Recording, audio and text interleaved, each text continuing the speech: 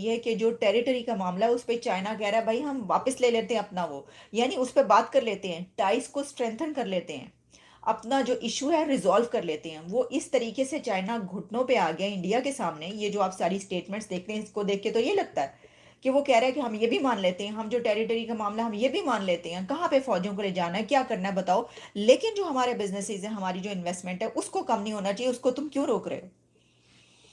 और हम वो मुल्क हैं, हम वो कौम है या हम वो अथॉरिटीज हमारी हैं कि जो लोन ले रही हैं, लोन रोल ओवर करवा रही हैं, सूद अदा कर रही हैं चाइना का। लेकिन चाइना जिस मुल्क के आगे बिजनेस करने के लिए, इन्वेस्टमेंट करने के लिए हमारे जिस हमसाई के सामने घुटने टेक रहा है, उससे हम अपना बॉर्डर खोल के तिजारत करने पे तैयार नहीं है। तो डोवाल साहब ने बोला कि यार सुनो, ये तो तुम्हारा दोगलापन जो है ना, ये दोगलापन तुम दूर करो सबसे पहले। गेट रिड ऑफ दिस दोगला एटीट्यूड इन लाइफ। ये जो हर चीज में तुम ये करते हो ना कि ये ब्लॉक कर दिया, ये ब्लॉक कर दिया, ये सब मत करो। भारत के साथ तुम्हें भारत का पैसा चाहिए, चाइना को चाहिए भारत का पैसा कि भारत ट्रेड करता रहे, लेकिन बाकी तरफ में भारत की पीठ पे खंजर घोंपते रहो तुम, वो बात ठीक है, लेकिन भारत पैसा देता रहे, ऐसा नहीं होगा। चल बना करिएगा कि अगर हमें आईएमएफ से लोन भी मिलता है वो भी इंडिया की परमिशन के बगैर नहीं मिलता। इसके अंदर आप क्या ऑथेंटिसिटी समझते हैं? मैं ये कहीं पे पढ़ा, मुझे बड़ी मैं चॉइस ऑफ वाशिंगटन डीसी में बैठा हूं, मैं इसकी गारंटी करता हूं इस बात की कि इंडिया की मर्जी के बगैर आपको आईएमएफ लोन नहीं दे सकता, ना देता है। बल्कि इस वक्त मैं बता रहा हूं, आपके साथ अमेरिका बात भी नहीं करेगा भारत की मर्जी के बगैर, क्योंकि वो बिल्कुल इस वक्त रिलाय कर रहे हैं कि इंडिया उनके इंटरेस्ट को प्रोटेक्ट करेगा सब कॉन्टिनेंट के अंदर। इंडो पैसिफिक जो एक नाम दिया गया है, जिस तरीके से इस वक्त इस दफा मोदी साहब के साथ जो डिफेंस कॉन्ट्रैक्ट उन्होंने साइन किए हैं, they are relying on India to protect American interest in against China. और दूसरा बात यह है कि जब आपकी स्टोरियां ना सिर्फ वाशिंगटन डीसी के अंदर बल्कि दुनिया के हर कैपिटल के अंदर मशहूर है कि बिफोर आप दहशतगर्दी के लिए मशहूर थे, आज आप करप्शन के लिए मशहूर न छोड़े। ये तो व्हीट और ग्राम और राइस और हर चीज की कमी आ रही है। बीबी एक चीज बड़ा इंटरेस्टिंग स्टेटिस्टिक्स है, आज मैं पढ़ रहा था कि 1961 में पर पर्सन पाकिस्तान 0.66 हेक्टेयर्स थे जिस पर आप अपना खाना उगा सकते थे। अच्छा। 0.66 पर person.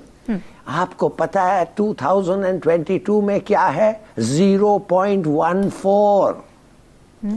Famine is on it's वे। पानी की शॉर्टेज 2025 से वाटर शॉर्टेज आ जाएगा। बिल्कुल। और हमने कुछ नहीं किया है, कुछ। हम उस हमसाया मुल्क से जिससे हम तिजारत करने को तैयार नहीं है, हम ट्रेड करने को तैयार नहीं है इंडिया से। हाँ, हमारा बॉर्डर से बॉर्डर जुड़ा हुआ है, हम उससे ट्रेड करने को तैयार नहीं है, लेकिन उसी कंट्री से उनका मुखालिफ, उनका दुश्मन जो हमारा दोस्त है, जो हमारा कर्जा रोल ओवर कर रहा है, वो उनसे कह रहा है कि मेरी इन्वेस्टमेंट्स जो मैं बढ़ाना चाहता हूँ, मैं बिजनेस अपना इंक्रीज करना चाहता हूँ, तुम अपने मुल्क के अंदर ऐसा क्यों नहीं करने दे रहे मुझे। आप इसको जरा एनालाइज करें। हमारे मुल्क की अथॉरिटीज जो हैं वो इसको जरा देखें और समझें कि जो जियो पॉलिटिक्स है वो कैसे होती है। हमारा कोई झगड़ा नहीं इस वक्त जो चल रहा है, वो ठीक है कि राजनाथ सिंह जो हैं उन्होंने जो ये वाला एक बयान, जो हमारे मुल्क का कानून है उसके मुताबिक अगर वो अपना बिजनेस हमारे मुल्क में करना चाहते हैं तो हम तो बिल्कुल खुले दिल से उनको तस्लीम करते हैं और हमें कोई मसला नहीं है।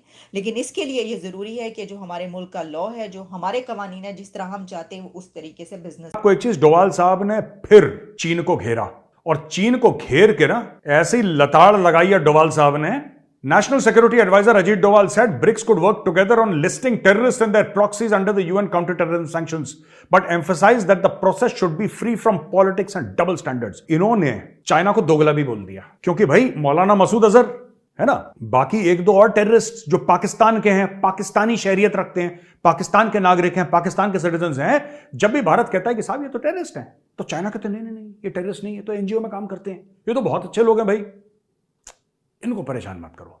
इंडिया ना इंडिया की आदत है, ये परेशान कर देता है।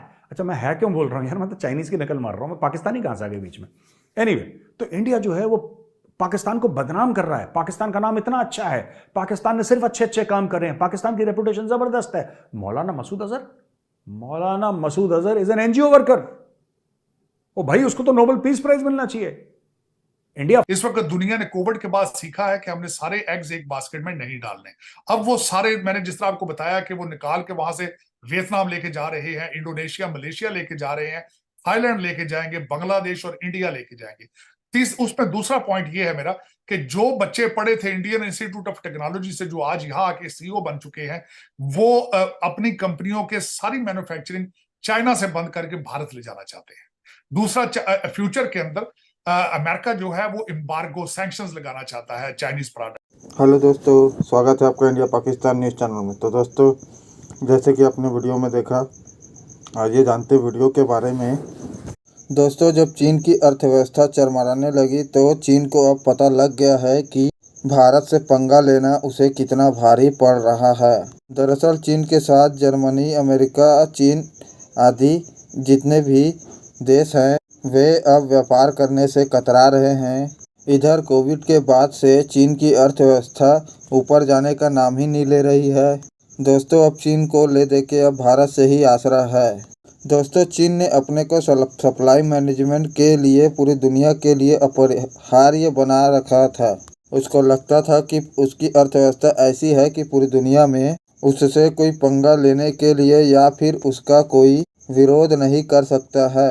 लेकिन भारत के साथ चीन ने जो गलवान घाटी में अति उत्साह के साथ कर दिया, सोचा कि आर्थिक ताकत और सोचा कि सामरिक ताकत के बल पर उसको लगता था कि वह भारत को दबा देगा।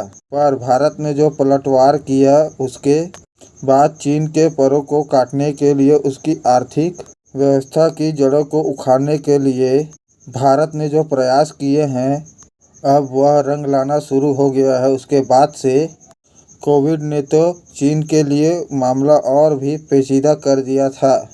कोविड के बाद लगभग पूरी दुनिया की अर्थव्यवस्था धीरे धीरे ऊपर आ रही है, लेकिन ठीक इसके उल्टा भारत की अर्थव्यवस्था तो सबसे तेज़ गति से यानी 7.1% की रफ्तार से ऊपर जा रही है। और IMF की कहना माने तो ऊपर जाने की सिलसिला लंबे समय तक भारत का जारी रहेगा। लेकिन चीन की जो अर्थव्यवस्था है वह नीचे की ओर जा रही है। चीन के अंदर भी जो उसके अंदर उत्पादित द्वारा गुड्स है, अब उसका भी कंजप्शन कम हो गया है क्योंकि लोगों के पास पैसा नहीं है। और साथ ही चीन ने जो वर्ल्ड बेल्ट वन रोड के कार्यक्रम के तहत 80 देशों को फंसा कर रखा था, उसको कर्ज देकर अपने यहाँ के माल को वहाँ खपा कर अब वे देश भी लगभग चीन के कर्ज को लौटाने की स्थिति में नहीं है। तो वो माल क्या लेंगे। जहाँ तक विकसित देश अमेरिका, जर्मनी, जापान इत्यादि का जो विकसित देशों का हाल यह है, वे रूस यूक्रेन युद्ध के चलते चीन से दूरी बना रहे हैं क्योंकि उन्हें यह लगता है कि चीन अब भस्मासुर बनने जा रहा है। अब दोस्तों, ऐसी स्थिति में ले देकर चीन को भारत से ही भरोसा है। भारत ने तो चीन के साथ अच्छे संबंध बनाया हुआ था, लेकिन चीन ने जो गलवान घाटी में भारत के पीठ पर वार किया, उससे भारत उसको जल्द भूलने वाला नहीं है। इससे चीन का घड़ियाली आंसू बहाने वाला वो चेहरा है, वह दुनिया के सामने फिर से एक बार उजागर हो गया है। तो दोस्तों, अगर आपको ऐसी वीडियो देखना पसंद है तो हमारे चैनल को सब्सक्राइब करें तथा वीडियो को लाइक करना ना भूलें। धन्यवाद। जय हिंद, जय भारत।